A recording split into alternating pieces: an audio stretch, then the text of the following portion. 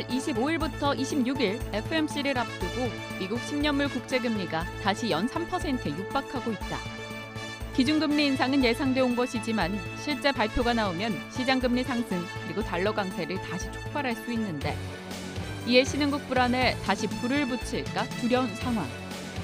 끝없이 나오는 미국발 이슈에 외국인은 국내 증시에서 어떤 선택을 할까? 이번 FOMC에서 기준금리가, 그러니까 미국의 기준금리가 인상될 것이라는 사실은 거의 기정사실처럼 시장에서 받아들이고 있는 것 같고요. 다만 우리가 걱정스러운 거는 미국의 금리가 올라가게 되면서 달러 가치가 올라가며 신흥국들의 통화 가치가 또 떨어지는 것 아니냐. 이게 그래서 또 신흥국의 위기로 또 번지게 되는 그 가능성을 좀 우려하고 있는데 어떻게 될 것 같으세요?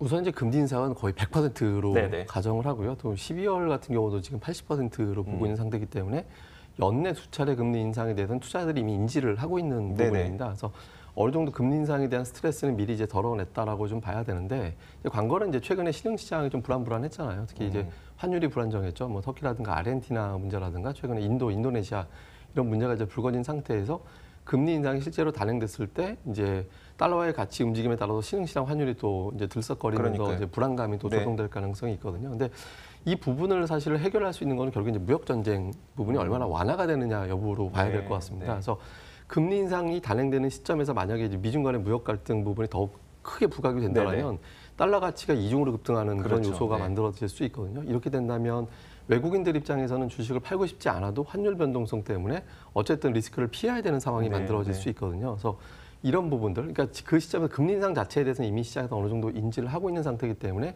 이 요인 때문에 달러가 급강세로 가지는 않을 겁니다. 근데 이 상황에서 만약에 이제 미국 중 간의 무역 갈등, 오늘 사실 약간 이제 미국에서 한 발 물러선 조치를 취했다라고 저는 보고 있는데 어떤 거요? 25%를 예상을 했었거든요. 10%로 했죠. 예, 10%로 나왔고 이걸 연말에 만약에 가면 또 이제 2차 부과하겠다라고 얘기했는데 이건 사실상 나눠서 한 거랑 똑같거든요.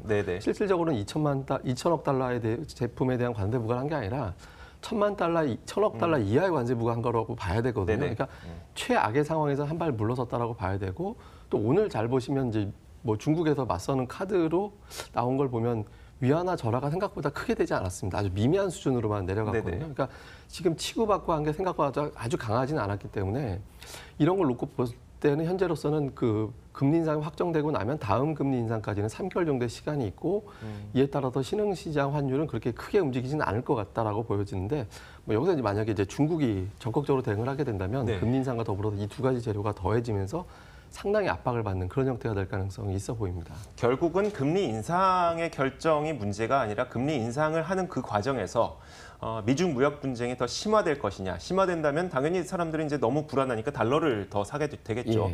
그러면서 달러 강세가 나타나고 그렇게 되면 다른 신흥국들의 뭐 통화 가치는 툭툭툭 떨어지게 되는 이런 현상이 나타날 수도 있고 반면에 미중 무역 분쟁이 금리가 인상되는 과정에서 좀 완화가 된다면 뭐 달러 가치는 그렇게 오르지 않을 테니까 우리가 생각하는 이 경계심은 좀 또 완화가 될 수도 있는 거고요.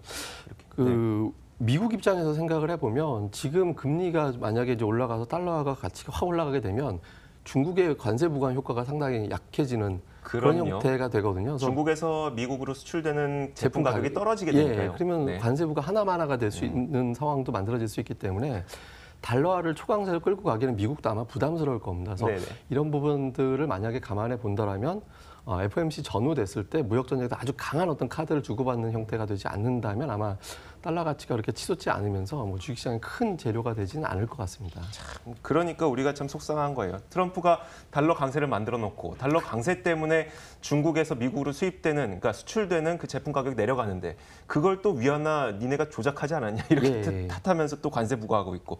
자, 그러니까 우리가 어떻게 해야 될지 참 어렵습니다. 그렇다면 이제 만약에 우리가 달러 가치가 올라가게 됐을 때 우리 시장 대응 전략은 좀 어떻게 바뀌어야 될까요?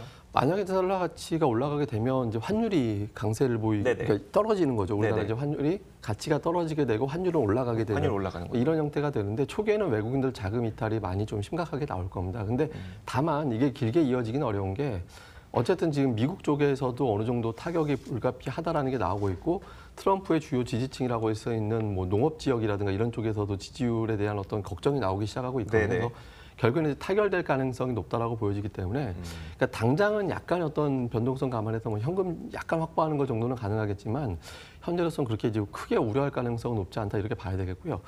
또 하나는 이제 우리나라하고 어떤 그 미국이 만약에 금리 올릴 때 우리나라가 언제쯤 올릴 거냐라는 것도 역시 변수가 그렇죠. 되거든요. 근데 현재로서는 연내 한 차례 정도, 그다음에 11월 정도 되지 않을까라고 보는 시각이 약간 있는 것 같습니다. 부동산 정책 나왔고 여기에 여러 가지 어떤 정치인들의 반응을 봤을 때 한 번 정도 올리지는 않을까. 이렇게 된다라면 뭐 우리나라 금리 올리면 뭐 내수 시장 좀 침체될 거다 이런 우려감이 있긴 하지만 또 하나의 걱정은 한미 간의 어떤 금리 격차 때문에 자금 그렇죠. 이탈 이런 네네. 우려감이 있거든요. 근데 11월에 예상이 된다라면 어느 정도 그 폭에 벌어지는 속도를 좀 늦출 수 있기 때문에 외국인들의 어떤 이탈이 대대적으로 만들어질 가능성은 현재로서는 그렇게 높아 보이지는 않습니다. 그래서 뭐 약간 현금 만든다 정도 이상의 어떤 그 과민하게 대응할 필요는 아직은 없어 보입니다. 저희가 세부적인 그 시장 대응 방안은 잠시 후에 또 더 자세히 세워드리도록 하겠고요.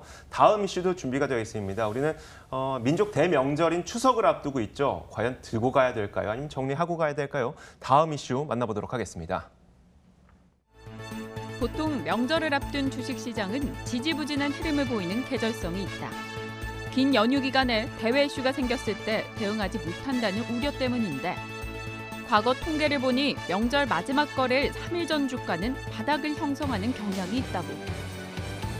어느 정도 주식을 팔고 리스크 관리를 해야 하는 것일까 고민해보자. 추석을 기점으로 주식시장이 특별한 모습을 보여왔었어요. 지금까지. 그게 이제 설날까지 포함해 보면 설까지 포함해서? 그러니까 명절 네. 전후에 시장이 좀 달라지는 모습이 네네. 나오거든요. 뭐 이제 차트 준비돼서 한번 보시면 이제 좋을 것 같은데 명절 전에는 연휴죠. 그러니까 보통 이제 연휴 그렇죠. 전에 리스크를 좀 피한다 이런 취지의 어떤 매매가 많이 나오기 때문에 올라가는 폭이 덜 되거나 아니면 하락하거나 이렇게 되다가 지나고 나면 대체적으로 올라가거나 하락하던 폭이 또 덜 빠지거나 이런 경향을 보이거든요. 그러니까 이건 10거래일이죠. 그러니까 예, 10거래일 전후, 10거래일. 그러니까 10거래일 정도 기준으로 본 건데 그러니까 이런 현상이 나타나게 되는 거는 연휴 기간에 일단 리스크를 회피하고 보자라는 어떤 네네. 매도 심리. 또 하필 우리나라 연휴 기간에 해외 이벤트가 좀 많이 있어요. 대체로 보면 그 즈음 됐을 때 또는 이제 이벤트라고 생각을 하게 만들게 되거나 이제 네네. 그런 경우가 좀 많이 있기 때문에 현금 확보했다가 이제 별일 없게 끝나게 되니까 오히려 매수 기회다라고 해서 이제 자금이 들어오면서 이제 끌어올리게 되는 이제 그런 경향을 좀 보이게 되는 건데 뭐 이번에도 좀 비슷한 것 같습니다. 그러니까 연휴 기간 전에 이벤트가 워낙 많죠. 그러니까 미중 네. 무역 갈등도 있고, 다음에 이제 뭐 남북 정상회담이 어떻게 될지도 잘 모르겠고 여기에다가 또 FMC 같은 경우는 우리나라 아예 연휴 기간에 들어가 있기 때문에 네네. 대체로 우리가 지금 대응할 수 없는 상황이거든요. 그 이후로 좀 생각해 보면 또 유엔 총회라든가 이런 것들이 줄줄이 이어지게 됩니다. 현실적으로 보면 적극적으로 외국인들이 매수하기는 쉽지는 않다라고 보여지거든요. 그렇지만 이게 지나가고 나면 또 이게 불확실성이 좀 해소가 되고 연준에서 나오는 점도표상에, 그러니까 점도표라는 거는 금리 인상을 얼마나 하는 게 좋겠느냐라고 이제 연준 위원들이 이제 표시를 하는 건데 그게 아주 매파적으로 나오지만 않는다면 좀 안도하면서 불확실성이 완화가 되는 쪽에 무게가 되면서 시장에 좀 매수가 들어올 가능성이 높거든요. 그래서 이번에도 이제 마찬가지로 전후로 나눠볼 때는 전 쪽보다는 후 쪽에 시장 흐름이 좀 더 양호해질 가능성이 높다. 이게 대체적인 시각입니다. 혹시 그 시기별로 비교를 해보셨나요? 예를 들어서 그 2017년 같은 경우에는 설날 전후에서 별로 큰 움직임이 없었는데 사실 그때가 이제 우리나라 전국이 좀 안 좋았을 예. 때였었잖아요. 이런 걸 좀 시기별로 좀 비교를 해보면은 좀 의미를 또 찾을 수 있지 않을까 싶기도 한데. 근데 이게 사실 우리나라 이제 정치적으로 볼 때 오른쪽으로 갈수록 정치적인 변수가 많았습니다. 그러니까 말씀하신 대로 우리나라 탄핵 정국, 네네. 그다음에 대통령이 새롭게 이제 바뀌게 되는 그런 정국 이런 것들이 좀 이슈가 많았기 때문에 2015년 데이터를 액면 그대로 우리가 좀 받아들이긴 좀 어렵긴 한데요. 근데 다만 이게 이제 최근에 정적인 변수 말 나온 김에 하나를 더 붙여서 네네. 말씀을 드리면 이번 추석 전하고 후하고 좀 달라지는 것 중에 하나가 뭐냐면 부동산 있나요? 정책이 나왔거든요. 이 네. 부동산 정책이 이전 거보다 상당히 강도가 높다라는 평가가 있거든요. 네네. 근데 최근에 주식시장이 상대적으로 부진했던 이유 중에 하나로 꼽는 게 뭐냐면 부동산이 워낙 화랑이기 때문에 그러니까요. 돈이 자꾸 그쪽으로 가잖아요. 그쪽으로 네. 가면서 이쪽으로 안 나온다라는 네. 거였는데 실제로 최근에 보면 저도 이제 관심이 많아서 이제 일주일 단위로 가격을 좀 체크를 해보는데 부동산이요? 예, 좀 체크를 해보거든요. 근데 체크를 좀 해보는데 확실히 나오고 나서부터는 좀 달라졌습니다. 그러니까 네네. 주간 단위로 계속 올라가던 추세가 올라가지 않고 있는 네네. 뭐 매물이 증가하거나 그런 건 아닌데 이런 모습이 나오고 있거든요. 근데 부동산 쪽으로 쏠리던 자금이 만약에 주춤해서 그쪽에서 일부만 자금이 주식시장으로 네, 넘어오게 네. 된다라면 주식시장에 상당히 유동성이 될 수 있거든요. 실제로 부동산 시장 가격이 급등하고 있는 과정에서 지금 주식시장 예탁금 기준으로 본다면 예탁금이 늘어난 게 없습니다.